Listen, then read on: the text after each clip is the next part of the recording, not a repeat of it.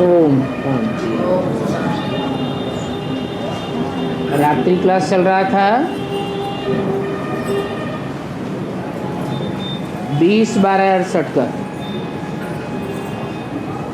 पहले पेज के मध्यांक में बात चल रही थी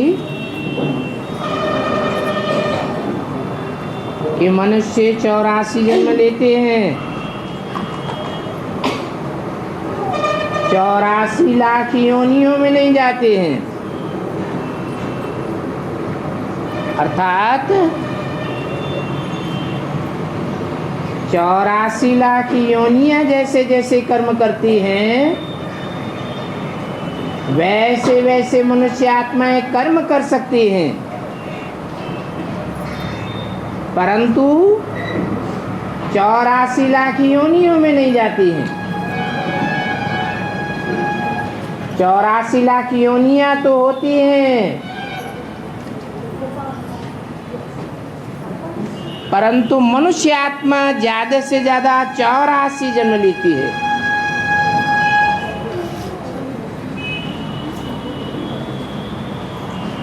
ऐसे ऐसे बहुत टॉपिक निकाल करके सहज सहज तुम बच्चे समझा सकते हो। बताओ कि हमको भगवान क्या पढ़ाते हैं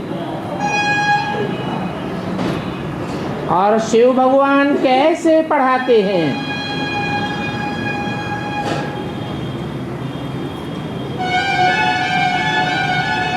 भगवान है तो जरूर नई बात बतावेंगे,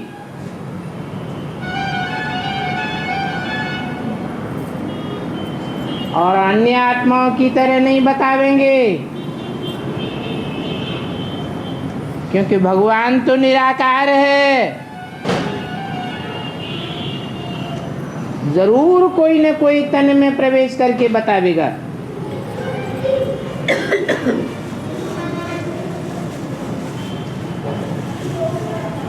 कहाँ कहाँ यादगार मंदिरों में बैल भी दिखाती हैं।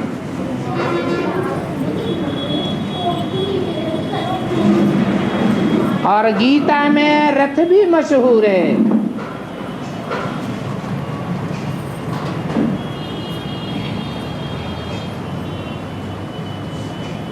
शिव निराकार है, ज्योति बिंदु है। ज्योति बिंदु का बड़ा रूप शिवलिंग बनाया है। वो शिवलिंग भी निराकारी तेज की यादगार है, क्योंकि जिस भी मनुष्य रूपी रथ में प्रवेश करते हैं, वो हाथ पांव नाक आंख कान आदि इंद्रियों के स्मृति से परे हो जाता है। इसलिए निराकार की यादगार शिवलिंग मंदिरों में रखी हुई है। परंतु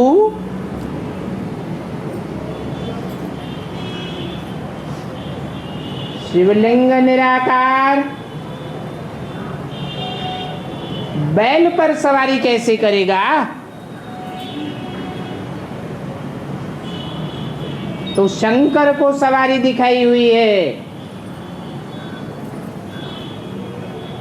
एक ही ऐसी मूर्ति है जो संसार में सबसे जास्ती नग्न मूर्तियों के रूप में दिखाई जाती है। खुदाइयों में भी वो नग्न मूर्ति सबसे जास्ती तादाद में मिली है।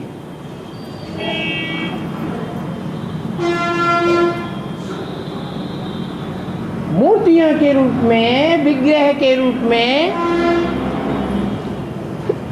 शंकर की मूर्ति कहो, तीर्थंकर की मूर्ति कहो, एक ही मूर्ति सबसे जास्ती तादाद में मिली है।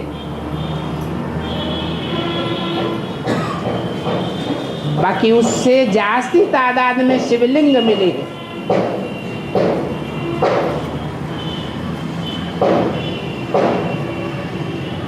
लिंग में और बिंदु में अंतर होता है। जैसे बाबा मुरली में कहते हैं, सूक्ष्म रूप को याद नहीं कर सकते हो तो मेरे बड़े रूप को याद करो।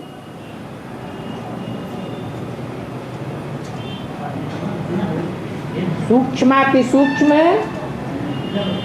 ज्योति बिंदु मेरा सूक्ष्म रूप है, और लिंग तो चाहे जितना बड़ा बना दो, क्योंकि महिमा तो तब होगी जब वो बिंदु कर्मेंद्रियों से कोई कार्य करके दिखावे। तो बड़ी महिमा कैसे दिखाई जाए? तो बड़ी महिमा दिखाने के लिए लिंग को बड़ा आकार दे दिया है। आत्माओं की यादगार शालिग्राम छोटे छोटे दिखावेंगे और रुद्रयज्ञ रचते हैं तो लिंग बड़ा दिखावेंगे। वो बड़ा रूप जरूर साकार स्वरूप की यादगार है, जो पुरुषार्थ संपूर्ण होने के बाद शिव बाप समान निराकारी स्टेज को पकड़ लेता है। जैसे कि हाथ पांव नाका कान है ही नहीं,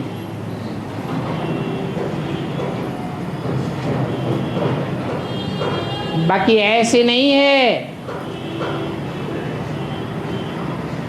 कि शंकर को कर्मेंद्रियां होती ही नहीं है। इतनी याद में गहराई होती है कि कर्मेंद्रियों की स्मृति नहीं रहती। वो स्टेज दिखाने के लिए शिवलिंग दिखाया गया है और उसमें बिंदु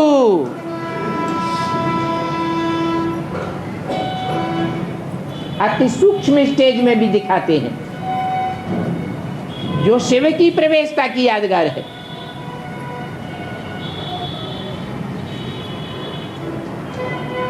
ऐसी निराकारी स्टेज धारण करने के बाद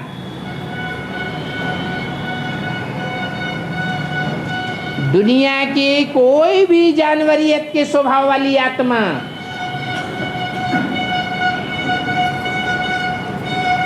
कैसी भी राक्षसी आत्मा क्यों न हो, उसमें प्रवेश करके उसके कार्य व्यवहार को बदलने की शक्ति पैदा हो जाती है।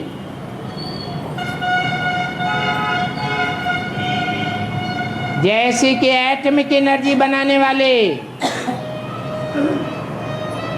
बड़े बड़े वैज्ञानिक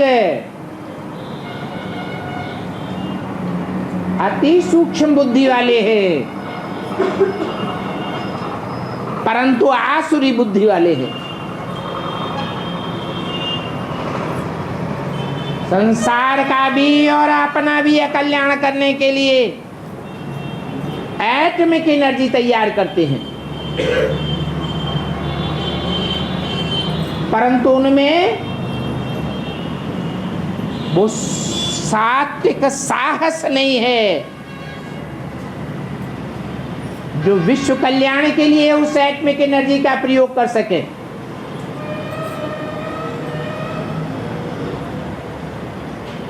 क्योंकि विनाश भी कल्याणकारी कार्य है,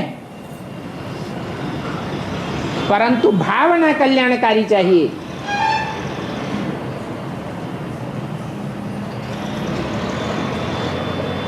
बड़ा कार्य है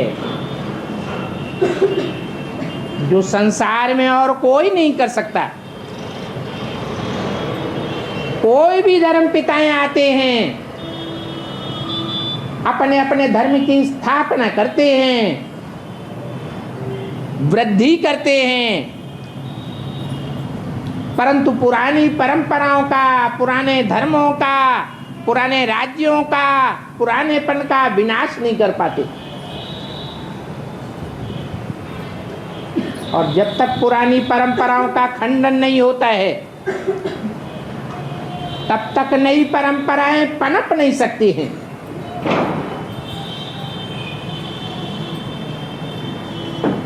तो स्थापना तो चाहिए। स्थापना के कार्य के लिए ब्रह्मा को दिखाया हुआ है,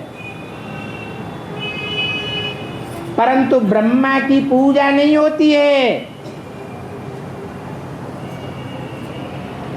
क्योंकि स्थापना का कार्य तब तक अधूरा है, तब तक संसार में प्रत्यक्ष नहीं हो सकती स्थापना, जब तक पुरानेपन का विनाश न हो, पुराने धर्मों का विनाश न हो। पुराणखंडी साधु संत महात्मा, पंडा पुजारी मौलवी पोप, इनका पराभव न हो जाए, तो वो कार्य निराकारी स्टेज में ही संभव है। ऐसी निराकारी स्टेज धारण करने वाले को आत्मनिष्ठ कहा गया है गीता में, और बोला है कि आत्मनिष्ठ व्यक्ति सारे संसार की भी हत्या कर दे तो भी उसके ऊपर कोई पाप नहीं लग सकता।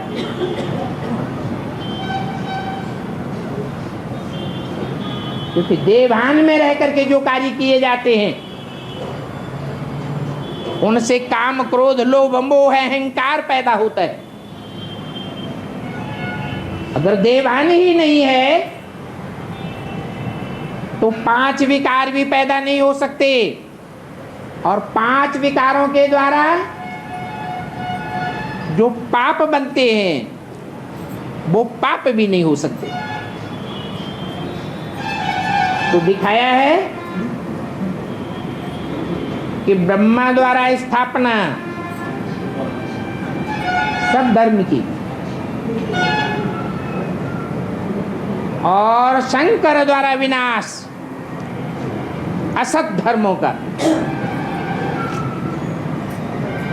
अर्थात स्थापना के मुकाबले विनाश का कार्य ज्यादा कठोर है।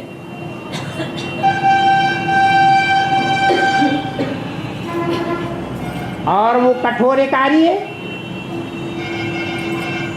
कठोरता के आधार पर ही संपन्न हो सकता है।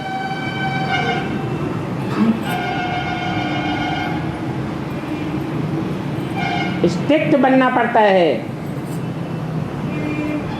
इसलिए बाबा ने त्रिमूर्ति का चित्र तैयार किया।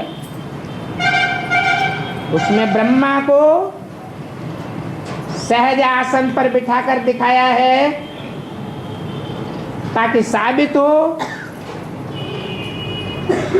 कि वो लीनेंसी में रहते हैं, कड़क स्वभाव नहीं है, लचीला स्वभाव संस्कार है। और शंकर को कड़क बैठक में दिखाया गया है। वो किसी की कोई बात नहीं सुनता। जो ब्रह्मा के मुख से निकले हुए महावाक्य हैं वो पत्थर की लकीरें हैं, शिव के वाक्य हैं। इसलिए ब्रह्मा से जाकर कोई पूछते थे बच्चे, बाबा घर में बहुत परेशानी है, पूरा परिवार दुखी है, परेशान है, हमको शादी करनी ही पड़ेगी। तो ब्रह्मा बाबा का मन द्रवित तो हो जाता था। बल मुरली माया है, शादी बर्बादी। तो भी बाबा का द्रवित मन बच्चे का दुख सुन नहीं सकता। नाम ही है ब्रह्मा, ब्रह्म ने बड़ी, माँ माने माँ। माताओं में सबसे बड़ी माँ। इस माँ के लिए बोला है ये ब्रह्मा ही तुम्हारी जगदम्बा है, एक दो की अम्बा नहीं। किसकी अम्बा? सारे जगत की अम्बा। तो माताओं जैसे स्वभाव संस्कार उसमें भरे हुए हैं। वो लीनियंसी के स्वभाव संस्कार विनाश का कार्य कैसे करेंगे?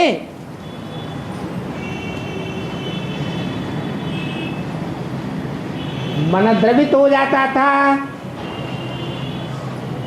कोई मकान बनाने के लिए पूछते थे,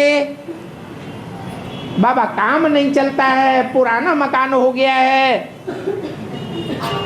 बहुत दुखी है, किराए पर कहां तक लेते रहेंगे, किराए देने वाले मालिक बहुत परेशान करते हैं। तो भी बाबा का मन द्रवित हो जाता, परमिशन दे देते। बल मुरली में बोला हुआ है प्रॉपर्टी नहीं बनानी है, सब खलास होने वाला है।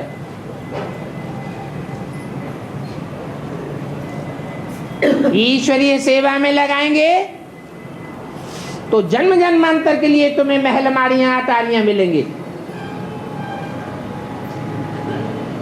लौकिक सेवा में लगावेंगे तो एक जन्म के लिए सुख मिलेगा, वो भी कोई जरूरी नहीं मिले मिले न मिले। लेकिन ब्रह्मा बाबा का द्रवित मन शिव की मुरली को भी काट देता था। अब शिव की मुरली ही तो ब्रह्म वाक्य है। ब्रह्म वाक्य के लिए गायन है ब्रह्मम वाक्यम जनार्दनम। ब्रह्म वाक्य ब्रह्मा का वाक्य नहीं है। किसका वाक्य है? शिव का वाक्य है। तो बड़ा अंतर पड़ जाता था। वो माता का पाठ था। गायन है त्वमेव माता च पिता त्वमेव। तू ही मेरी माता है, तू ही मेरा पिता। ये तू कह करके किसको संबोधित किया जाता? कौन सी आत्मा के लिए? शिव के लिए। लेकिन वो शिव का रूप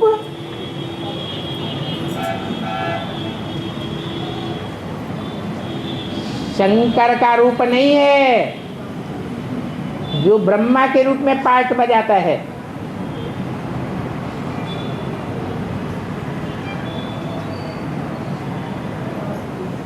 माताएं बच्चों के कल्याण के लिए पति से भी अड़ जाती है। इसलिए बैल का अड़ियल स्वभाव दिखाया जाता है।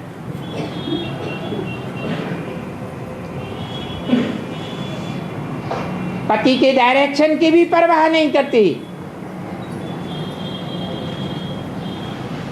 बच्चों का दुख उनसे देखा नहीं जाता। बाप तो कठोर स्वभाव का होता है।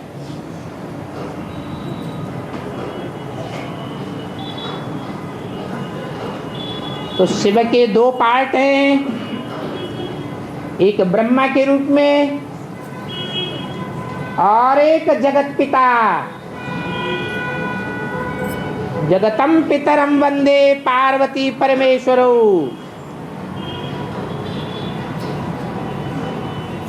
शंकर के रूप में।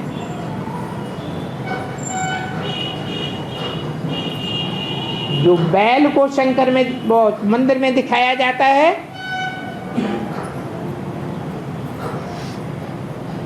वो बैल कोई भगवान नहीं है।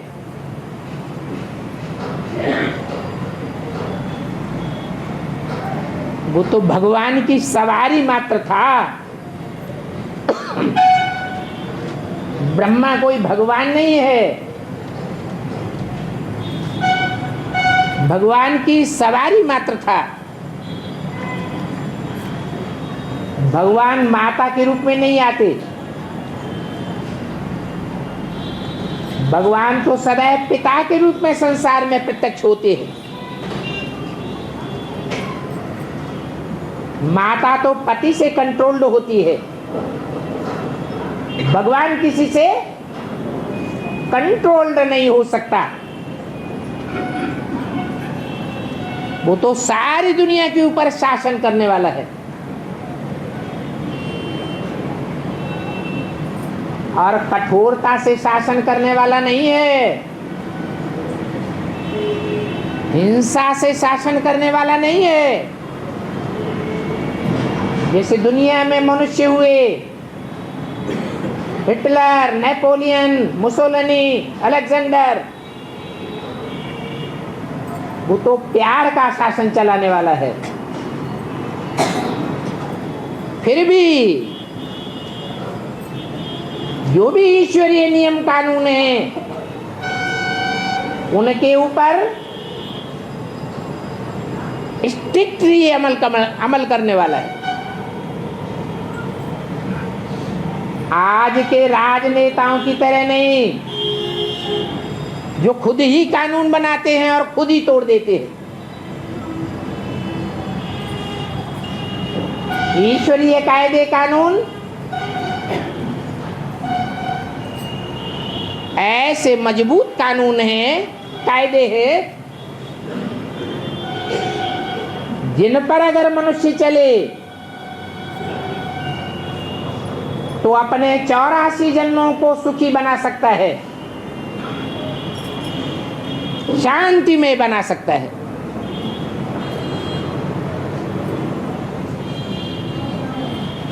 तो बताया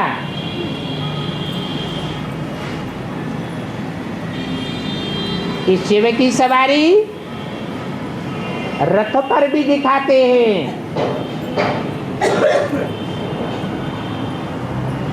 और शिव शंकर भोलेनाथ की सवारी बैल पर भी दिखाते हैं।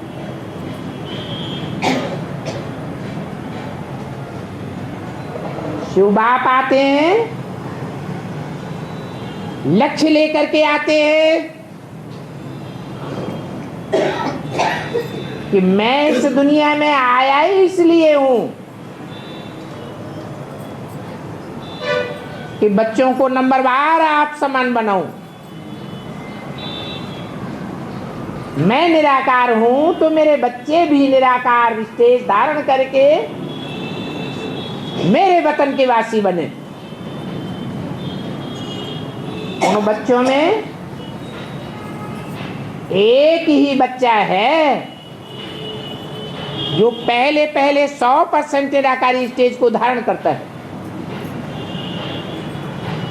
इसलिए एक ही नाम है, एक ही देवता है। ऐसे तो 33 करोड़ देवताएं गए हुए हैं, परंतु शिव के साथ सिर्फ एक ही देवता का नाम जोड़ा जाता है। शिव शंकर भोलेनाथ कहा जाता है। सिर्फ भोलेनाथ भी नहीं, शिव शंकर भोले भाले कहा जाता है।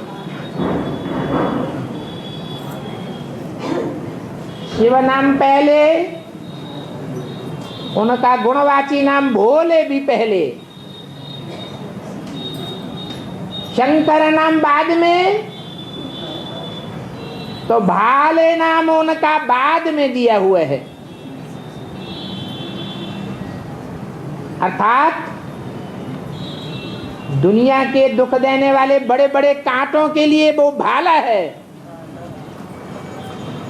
और सुखदायी फूलों के लिए वो बड़े से बड़ा फूल किंग फ्लावर, कमल का फूल है। इसलिए शंकर का आसन प्रायः करके कमल फूल भी दिखाया जाता है।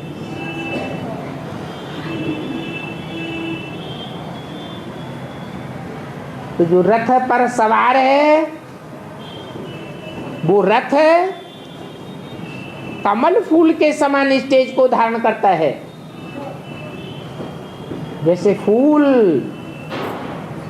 कितना भी बड़ा हो परंतु बहुत हल्का होता है,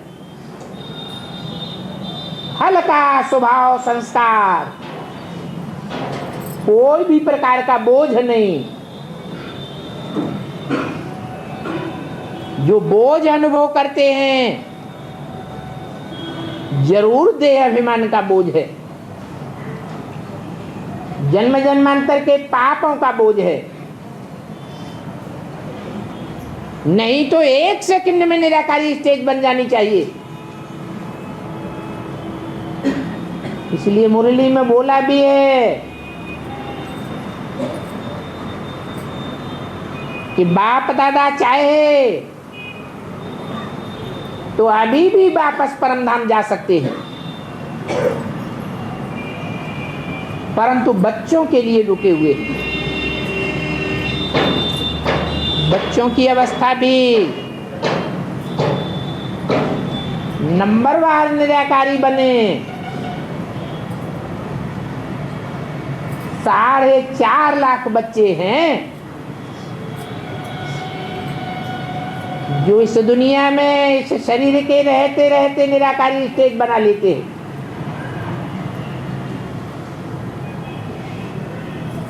और शरीर के रहते रहते परमधाम की स्टेज को अनुभव कर लेते हैं।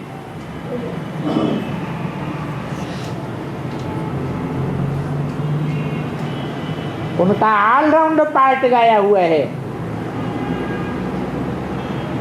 पूरे 84 जन्म लेने वाली आत्माएं हैं जो ऑलराउंड पार्टधारी होते हैं नाटक में, वो हीरो पार्टधारी समान कहे जाते हैं।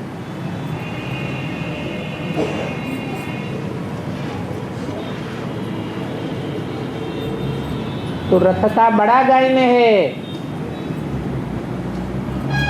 गीता के फर्स्ट पेज पर कौन सा चित्र दिखाते हैं? रथ का चित्र दिखाते हैं। भगवान आया तो काहे पर सवार होके आया? रथ पर सवार होके आया। मनुष्यों ने समझ लिया कोई स्थूल रथ होगा। उन्हीं मनुष्यों ने ये गलतफहमी कैसे धारण कर ली जिन्होंने शास्त्रों में भी लिख दिया शरीरम रथम विद्धे इंद्रियाणि हयान्याहु। शरीर को रथ समझ, इंद्रियों को घोड़ा समझ। फिर भी गलतफहमी हो गई। मनुष्य की भिकारी बुद्धि ये तालमेल नहीं बैठा सकी कि वो शरीर रूपी रथ कौन सा है जिस रथ पर सवार होकर वो निराकार परमेश्वर इंद्रियों को कंट्रोल करता है और शरीर रूपी रथ को संचालन करता है।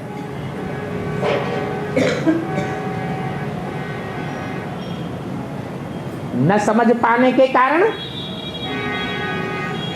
उन्होंने कृष्ण का साकार का नाम लगा दिया।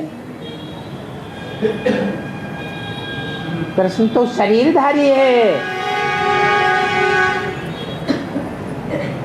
शरीरधारियों को कलाओं में बांधा जा सकता है। भगवान तो निराकारी है, उसके लिए तो गायन है। मनुष्यों के लिखे हुए शास्त्रों में ही गायन है। कलातीत कल्याण कल्पांतकारी, कलाओं से अतीत है। 4 युगों रूपी कल्प का अंत करने वाला है।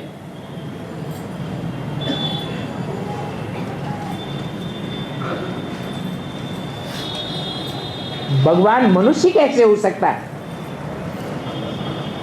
मनुष्य तो काहे उसे जाता है जिसका मन चलायमान हो। मन चलायमान है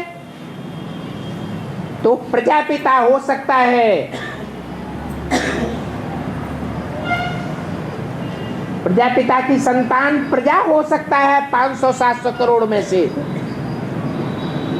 लेकिन भगवान नहीं हो सकता। भगवान तो तब ही कहा जाएगा जब मन के ऊपर कंट्रोल कर ले। भगवान तो सदैव मन चैन में रहने वाला है, उसको मन का क्या काम। वो तो मनुष्य आत्माओं के भी मन को राजयोग के द्वारा कंट्रोल करना सिखाता है।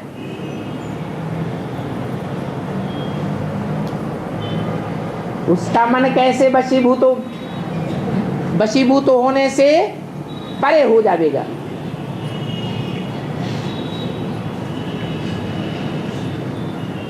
मननात् मनुष्य कहा जाता है, जो सोचता है विचारता है उसे मनुष्य कहा जाता है। अरे भगवान को भी सोचने की जरूरत है। भगवान तो सदैव ही असोचता अभोक्ता है। वो अभोक्ता भगवान निराकार ज्योति बिंदु शिव कोई मनुष्य के शरीर रूपी रथ में प्रवेश करता है तो वो रथ मशहूर है, शास्त्रों में भाग्यशाली रथ के रूप में भी गाया हुआ है, जो ज्ञान गंगा लाने के निमित्त बनता है। ज्ञान कोई पानी की गंगा में नहीं आता है,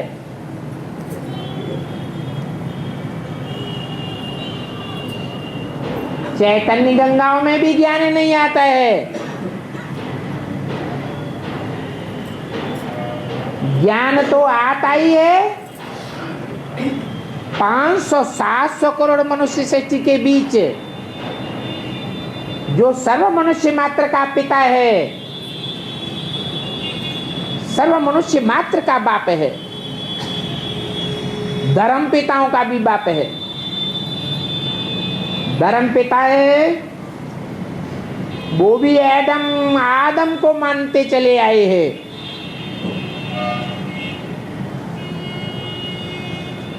वही आदम भारतीय सभ्यता में आदि देव शंकर के रूप में मान्यता प्राप्त है। जैनियों में उसे आदिनाथ कहा गया है। वो आदिनाथ में वो परम पिता परमात्मा शिव संसार के सामने प्रत्यक्षता रूपी जन्म लेता है।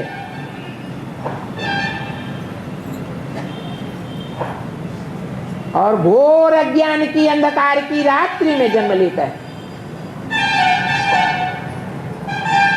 ऐसी अज्ञान की घोर रात्रि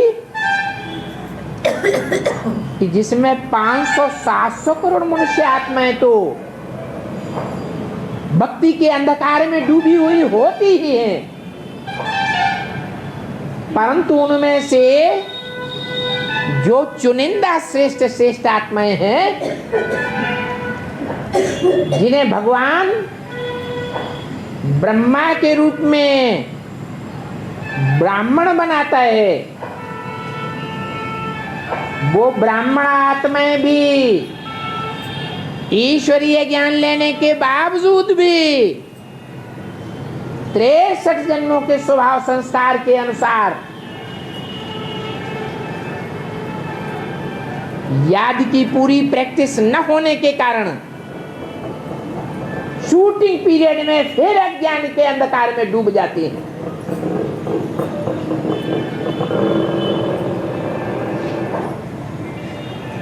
और इतना ही नहीं, जैसे गीता में और शास्त्र में गाया हुआ है कि कोटों में कोई और कोई में भी कोई,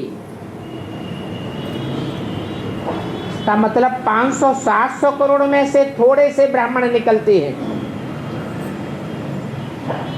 ब्रह्मा के मुख से ज्ञान सुनने वाले, अपने जीवन को परिवर्तन में लाने वाले, नंबरवार उन ब्राह्मणों से भी चुनाव किया जाता है जो भगवान की गुह्यतम गुह्य पढ़ाई पढ़ते हैं, जिसके लिए गीता में बोला है गुह्यात गुह्यतरम ज्ञानम, गुह्य ज्ञान से भी गुह्य ज्ञान सुनाता हूं। ऐसी गुह्य नॉलेज लेने वाले, ईश्वर की टॉप मोस्ट पढ़ाई पढ़ने वाले, वो भी शूटिंग पीरियड में 63 जन्मों के स्वभाव संस्कार के आधार पर माया के चंबे में आ जाते हैं और अज्ञान के अंधेरे में डूब जाते हैं। बेहद के ब्राह्मणों की दुनिया की भी ये हालत हो जाती है। तब उस अज्ञान अंधकार की रात्रि का नाम पड़ता है महाशिवरात्रि। कोई नहीं जानता ये शिव की जयंती का टाइम है, इसलिए भक्ति मार्ग में कोई भी शिव जयंती नहीं मनाते। क्या मनाते हैं? शिवरात्रि मनाते हैं। ये तो अधूरे नॉलेज लेने वाले ब्राह्मण सन 36 के बाद दुनिया के देखा दुनी नकल करके शिवरात्रि के दिन महाशिवरात्रि अथवा शिव जयंती का पर्व मनाए लेते हैं। उनसे पूछा जाए कि शिवरात्रि के दिन ही तुम ये पर्व क्यों मनाते हो, तुम्हें कैसे पता चला कि इस शिवरात्रि के दिन ही भगवान आते हैं? तो बता ही नहीं सकते कि भगवान के आने का तो टाइम किसी को पता ही नहीं चलता। अरे भूत प्रेत मनुष्य आत्माएं प्रवेश करती हैं तो सबको पता लग जाता है इसमें भूत प्रेत का आवेश हुआ, चेहरा मोहरा बदल जाता है। तो मनुष्यों की प्रवेशता में और भगवान की प्रवेशता में तो जमीन आसमान का अंतर है। मनुष्य आत्माओं को सूक्ष्म शरीर होता है, सूक्ष्म शरीर जन्म जन्मांतर के पापों के बोझों से बोझिल होता है, इसलिए भटकता रहता है।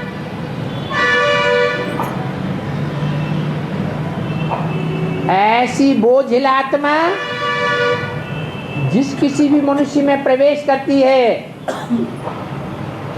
तो उस मनुष्य की आत्मा दब जाती है, यहां तक कि उन्हें अपनी भी स्मृति नहीं रहती। जैसे गुलजार दादी में मनुष्य आत्मा ब्रह्मा प्रवेश होती है तो गुलजार दादी को अपनी स्मृति नहीं रहती, चेहरा मोहरा साफ बदल जाता है। परंतु भगवान की प्रवेशता ऐसी नहीं होती। परमपिता परमात्मा शिव की आत्मा में तो कोई भी पापों का बोझ नहीं है, वो तो कभी पापात्मा बनता ही नहीं। पाप आत्मा कहा जाता है, पाप परमात्मा नहीं कहा जाता। पुण्य आत्मा कहा जाता है, पुण्य परमात्मा नहीं कहा जाता। जो जन्म मरण के चक्र में आएगा वो पाप पुण्य भी करेगा। अरे परम पिता परमात्मा तो जन्म मरण के चक्र में ही नहीं आते, तो पाप पुण्य से उनका कोई भी लेना देना नहीं। इसलिए वो आत्मा तो हल्की फुल्की है और सदैव ही हल्की फुल्की है। जिस किसी भी मनुष्य रूपी रथ में प्रवेश करती है, भगवान के रूप में प्रत्यक्ष होना है अथवा ब्रह्मा के रूप में नहीं भी प्रत्यक्ष होना है, तो भी कब आती है कब जाती है किसी को पता भी नहीं चल सकता। इसलिए मुरली में बोला है, पता कैसे चलता है कि इनमें बाप भगवान है। इन्हें ब्रह्मा को पता चलता है क्या? ब्रह्मा को भी पता नहीं चलता, तो दूसरी आत्माओं देखने वालों को कैसे पता चलेगा कि कब भगवान आता है कब चला जाता है? इसलिए भगवान की प्रवेशता का जब पता ही नहीं चलता तो जन्मदिन कैसे मनावेंगे? उनका तो जन्म भी दिव्य है। मनुष्यों के सदृश जन्म नहीं है कि गर्भ के अंदर छुपा बैठा है तो गुप्त है और गर्भ से बाहर आया तो प्रत्यक्ष है, माने जन्म है। उनका तो बेहद का जन्म है। जरूर कोई शरीर रूपी रथ है, जिस शरीर रूपी रथ के बुद्ध रूपी पेट में प्रवेश तो है, लेकिन कोई जान नहीं सकता निश्चयात्मक बुद्धि से कि भगवान आया हुआ है या नहीं आया हुआ है। घड़ी घड़ी मनुष्य निश्चय के चक्र में आते रहते हैं। अरे ये भगवान है या नहीं है? घड़ी घड़ी में है, घड़ी घड़ी में नहीं है। एक भी मनुष्य आत्मा को यह पक्का निश्चय नहीं हो पाता कि भगवान मुकर्रर रूप से इसी रथ में आया हुआ है।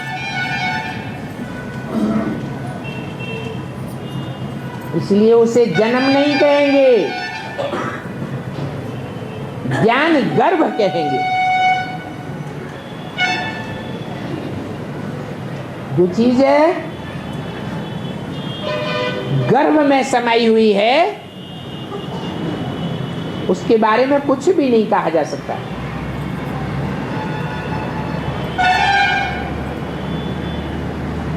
जब प्रत्यक्ष होता है तो ऐसे ही प्रत्यक्ष होता है बेहद के रूप में, जैसे हद की दुनिया में बच्चा प्रत्यक्ष होता है। बच्चा पहले किसके सामने प्रत्यक्ष होता है? माँ के सामने प्रत्यक्ष होता है। तो भगवान की रची हुई जो ब्राह्मणों की सृष्टि है, उस ब्राह्मणों की सृष्टि में कौन सा ब्राह्मण है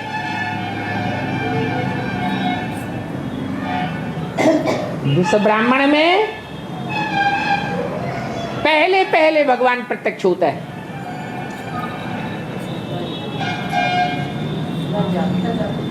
प्रजापिता। अभी तो आपने बताया कि अम्मा को प्रत्यक्ष होता है बच्चा। बच्चा गर्भ में आता है तो बाप को कुलुर बुलुर होती है पेट में कि अम्मा को होती है? माँ को होती है। माँ को पता चलता है। इस ब्राह्मणों की सृष्टि में कौन सी माँ है जिस माँ को साक्षात्कार के आधार पर अंदर ही अंदर ये अनुभूति होती रहती है? जगदम्बा। है? दादा लेकर आए तो शरीर ही छोड़ गए। अरे मुर्दों के कैसे प्रत्यक्ष हो जाएगा?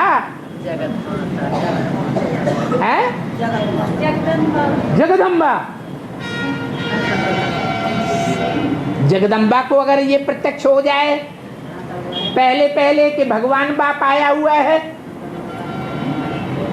तो जगदम्बा रुद्रमाला का मणका नहीं है? है? जब रुद्रमाला का मणका है तो रुद्रमाला के मणके पुरुष हैं या स्त्री हैं स्वभाव संस्कार से?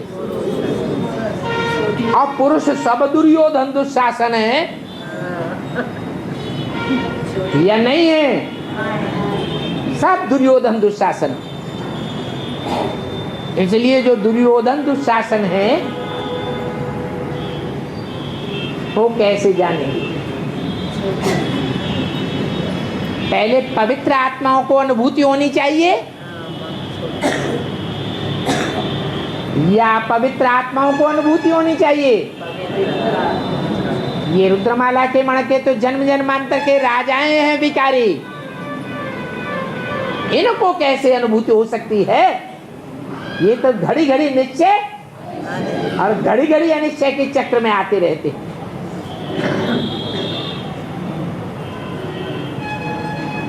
तो बताओ ब्राह्मणों की दुनिया में वो पवित्र आत्मा कौन हो सकती है?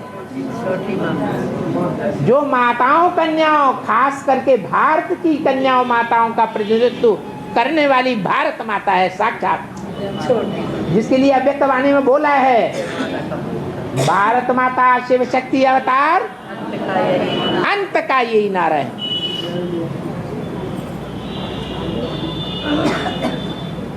तो भगवान बाप प्रत्यक्ष होते हैं, बच्चे के रूप में नहीं, स्थूल बच्चे के रूप में नहीं। ये तो प्रत्यक्षता रूपी जन्म है। जैसे बच्चा प्रत्यक्ष होता है तो मां को पहले प्रत्यक्ष होता है, बाद में जो परिवार के लोग हैं वो पहले पहचानते।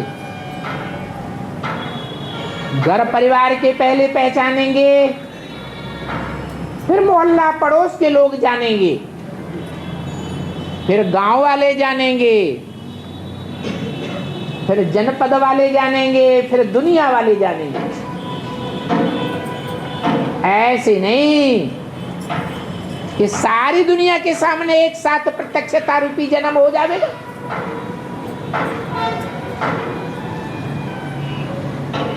तो भगवान की प्रत्यक्षता रूपी जन्म भी दिव्य है,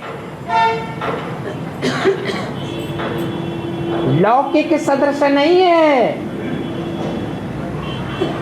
जब प्रत्यक्ष होगा तो जिनके सामने प्रत्यक्ष होगा उनके अंदर जय जयकार के नगाड़े बजेंगे।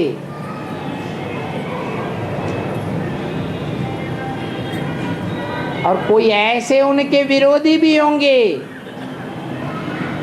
जिनके अंदर हाहाकार बजेगी, हाहाकार बीतेगा। ऐसा नजारा भी दुनिया में सामने आवेगा। एक तरफ हाहाकार और दूसरी तरफ जय जयकार। जय जयकार।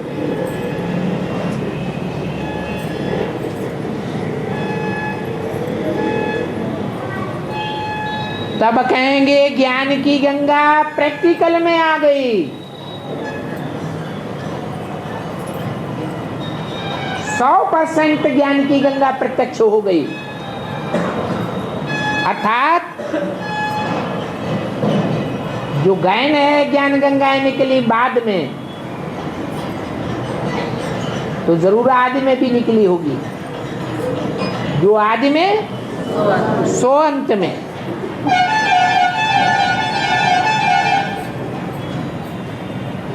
अंत में ज्ञान गंगा प्रत्यक्ष हो जाती है। कैसे प्रत्यक्ष होगी? जरूर ईश्वरीय ज्ञान की सबसे जास्ती सेवा करने वाली होगी। भगवान बाप को संसार में प्रत्यक्ष करने वाली होगी। जो मुरली में बोला है कि बड़े बड़े सन्यासी जब निकलेंगे तो तुम बच्चों का नाम बाला हो जाएगा। इसका मतलब कि बड़े बड़े सन्यासी जो जन्म जन्मांतर की पवित्र आत्माएं हैं, पवित्रता के संस्कार को, विरुद्ध को धारण करने वाली हैं, वो ज्ञान की गहराई को इतना उठाती हैं कि संसार में अज्ञानियों का और अज्ञान का खंडन कर देती है। जैसे भारतवर्ष में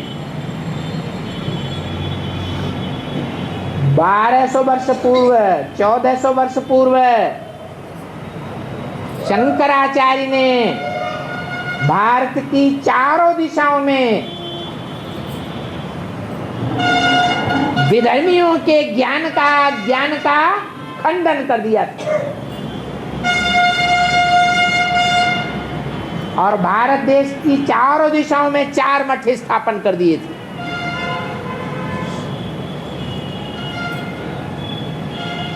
तो विधर्मियों का खंडन करना इस सन्यासियों का काम है। और गंगा भी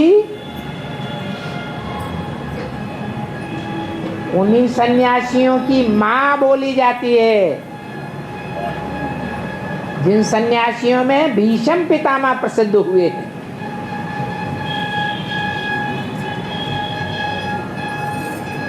आज भी गंगा के किनारे जाके देखो,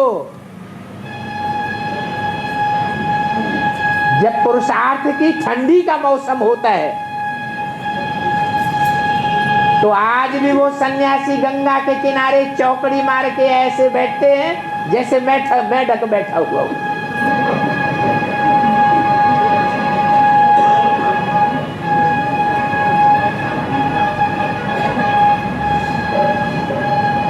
बच्चा होता है ना, तो बच्चा मां की गोद के ऊपर सोता है। वो सन्यासी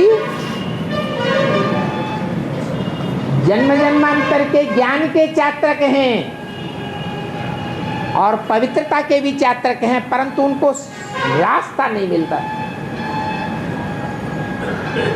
ऐसी आत्माएं जब ब्राह्मण बच्चों के सहयोगी बनती हैं तो संसार में भगवान की प्रत्यक्षता क्यों नहीं होगी?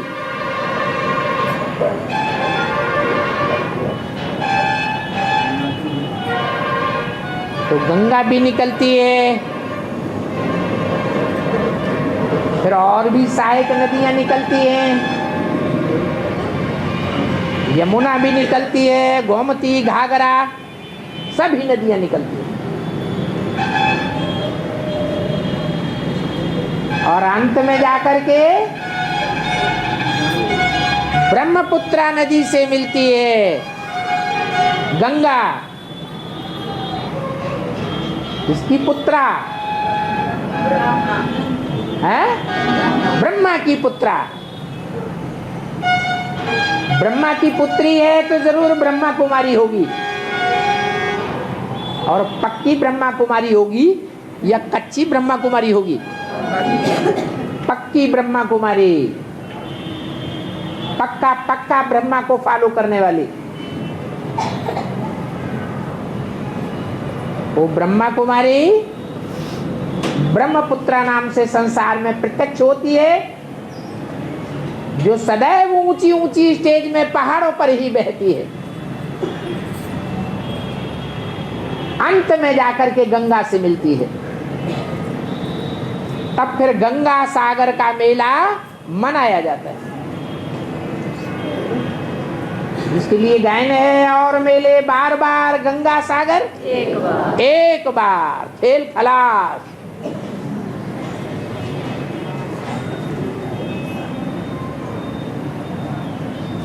अब ये अंतिम गंगा सागर का मेला होने वाला है।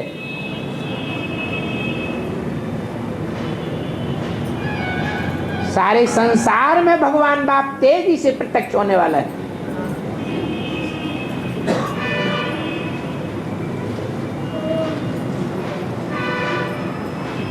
तो भागीरथ का नाम प्रत्यक्ष है और प्रसिद्ध है, क्योंकि ज्ञान गंगा को लाने के निमित्त बनता है।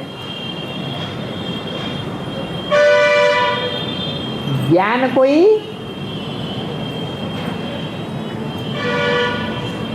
स्त्री चोले से नहीं आता है,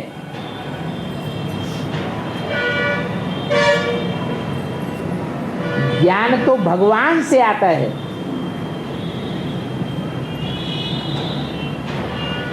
अज्ञान मनुष्य गुरुओं से आता है। अज्ञान कहो, भक्ति कहो, ज्ञान तो एक बाप ही देता है। परंतु ये जरूर कहेंगे, पहले पहले ज्ञान बुद्धि का विषय है। बुद्धि रूपी पेट में पहले रमण करता है।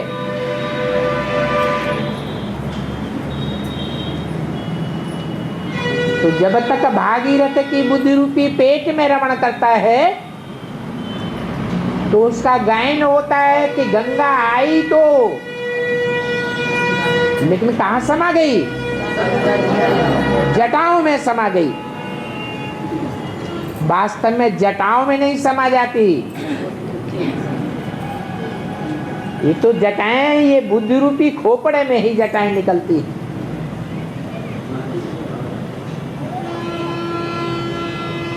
और मनुष्य का जो खोपड़ा है वो जन्म जन्मांतर से विकारी है या निर्विकारी है? विकारी है। मानवीय बुद्धि अपने अपने तरीके से गीता का रहस्य बताती है, गीता की व्याख्या करती है, परंतु असली व्याख्या तो भगवान बाप ही करते हैं। यज्ञ के आदि में भी गीता के ही अर्थ बैठ सुनाते थे। अभी भी दुनिया में शास्त्रों के बीच में सर्वोपरि ग्रंथ कौन माना जाता है? श्रीमद् भगवत गीता। दुनिया के जितने भी वेद शास्त्र ग्रंथ हैं उनमें गीता ही सर्वोपरि है, जो भगवान की गाई हुई मानी जाती है। परंतु गलती से देहधारी का नाम डाल दिया। जो देहधारी देवकी माता के गर्भ से जन्म लेते दिखाया गया है।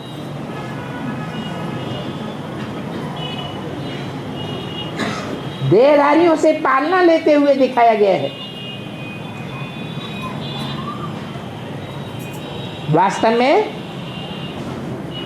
भगवान को तो पालना की जरूरत ही नहीं है, वो तो सारे संसार का पालन करता है। सारे सृष्टि का धरता भरता है।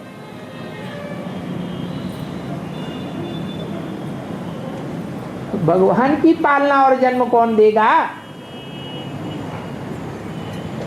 वो तो सबका बाप है, बापों का बाप है। उसको तो सभी पुकारते हैं, क्योंकि सब पतित बन जाते हैं। तो सब पुकारते हैं, आओ पावन बनाओ।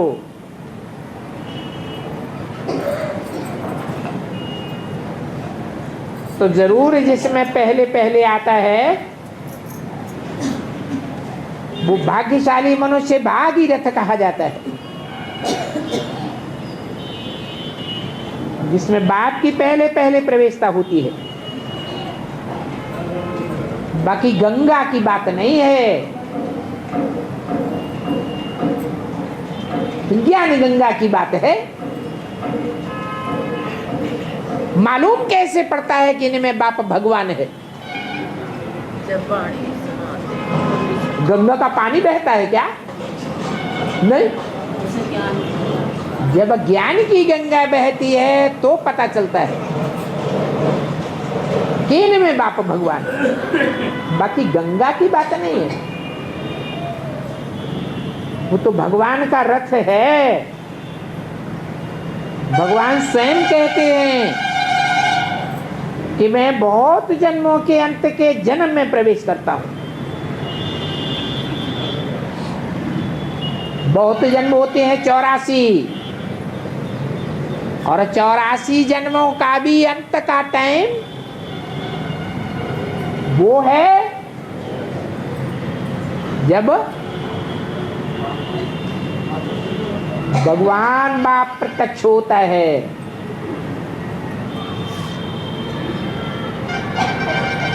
ओम शांति।